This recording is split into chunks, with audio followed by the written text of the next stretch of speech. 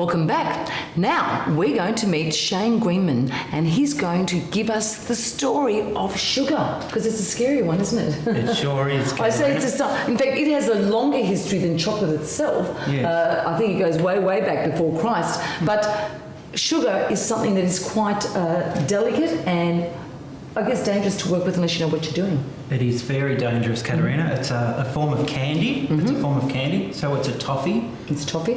And a candy means basically sugar boiled with water. Water to a very high temperature. Yeah. Now, what sort of sugar are you using? Because I know that we have, oh my God, so many different sugars. There's raw sugars, there are brown sugars, there's icing sugar, there's caster. What do you use here? We use a lot of refined sugar in patisserie, Yes. but the particular sugar which we use for sugar works is an A1 refined sugar. Right. You can buy it in the supermarket, just as a normal part of our diet. Okay. Dietary requirement for the Because A1 sugar sugar. as such doesn't really have flavour, does it? It's only got sweetness. Sweetness, yes. So when we're working with sugar, what sort of utensils do we use? We use very clean utensils. We use a boiling pot. Yes. Something that can be boiled to a very high temperature. Around about 160 degrees Celsius is the finished temperature for the sugar which we work with. So it's very similar to glass blowing temperature. Yeah. A copper-based pot, a really good quality copper-based pot. I want all the information. I know you're withholding. Okay, it's just because of convection reasons. Okay. Copper holds heat and it transfers the heat evenly. So you're not going to have a hot spot in your saucepan. Right. You're going to have a nice even heat all the way through the sugar. Well, I think on that note, we should go into the kitchen and Shane will be weaving his magic and showing us how he got to this final product. So the very first process, once we have our sugar boiled, when we want to assemble a showpiece, is to come up with a base. So what we do there is we colour our sugar when it becomes a certain temperature. At 140 degrees we add a couple of drops of a water-based colour. We let that boil then up to 160 degrees Celsius, and then we use that to cast. We cast into sugar, A1 sugar, for a different finish, as in the base in the showpiece here. Or we can cast just free-form moulds, or we can use other specialised equipment to cast into as well. Once we have those casts, we then start to prepare our other types of sugar. Other types of sugar which we use are pulled sugar which has an acid content in there, which prevents the sugar from crystallisation, which also gives you a longer working time with your sugar. We use the air pumps to blow air into the sugar, very similar to a glass blower, very similar temperatures as well.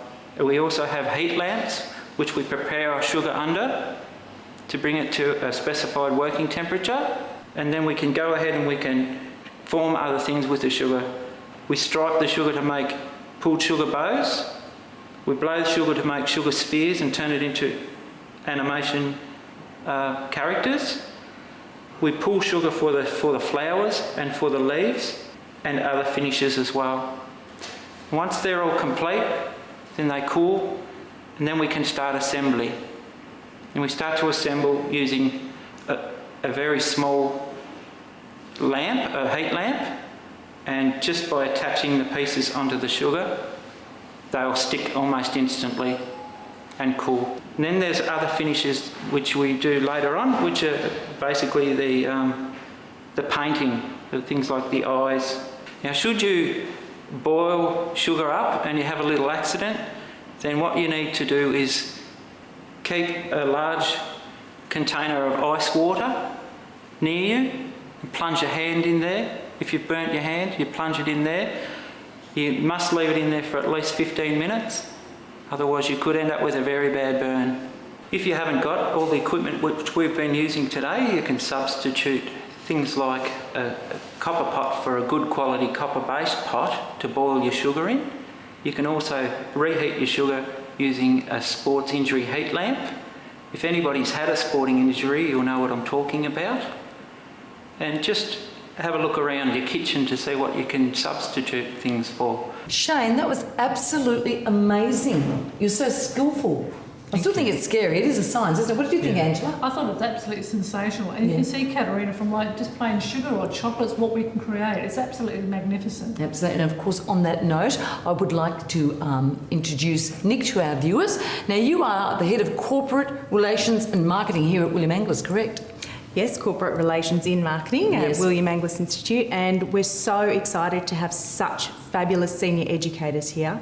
Please don't let this be a dying profession. Yes. Come to William Angliss, look at the exciting things you can do. Tempering chocolate, I mean, look at this. Absolutely. Oh. Is it good? The chocolate eat your heart out. Did they talk to you, Nicole? Did.